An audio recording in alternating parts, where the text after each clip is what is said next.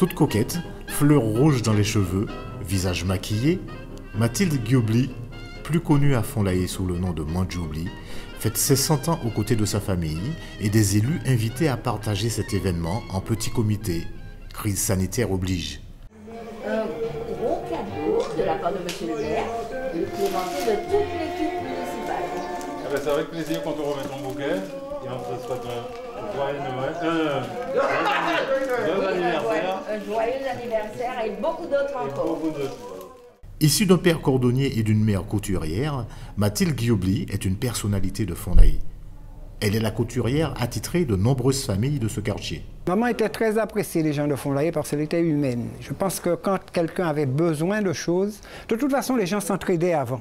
Née le 6 avril 1921 à 3 h du matin au quartier Fond-Layé à Schellcher, elle convole en juste noces avec Raphaël Léonard Giobli en 1941.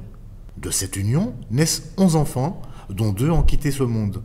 Elle a 29 petits-enfants et est 31 fois arrière-grand-mère. Tu as combien d'enfants? 11. 11 enfants. Et parmi eux, il y en a une qui était plus turbulent. C'est Tony, non? Qu'est-ce qui était le plus turbulent? Ah non. José.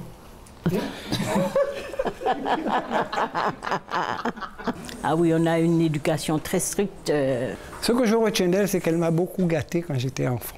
Maman, c'était la plus douce parce que c'est... Papa, il était vraiment très rigide, mais maman, c'était vraiment la douceur. Je pourrais dire que c'est vraiment la douceur. Quel est le secret de cette pimpante centenaire? Bien mener ta vie, sans faire des erreurs. Au lieu de à droite à gauche, pas si fort là. C'est pas bon, c'est pas ça. Vous êtes gentil, poli avec tout le monde. Surtout envers les grandes personnes.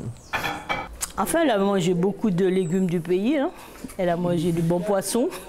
Je pense que pendant sa jeunesse, son père était agriculteur, donc elle a bu du bon lait de vache.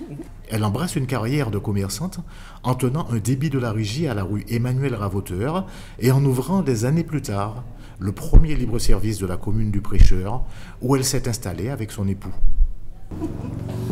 Et tu vends des petits punchs, des trucs comme ça aussi? À Miss Louis. Ah, Miss Huile.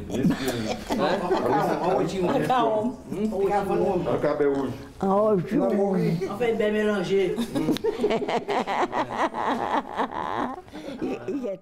À 100 ans, Mandjoubli peut encore réciter des poésies de Victor Hugo et fredonne des chansons de Tino Rossi. Le plus beau de tous les tangos du monde,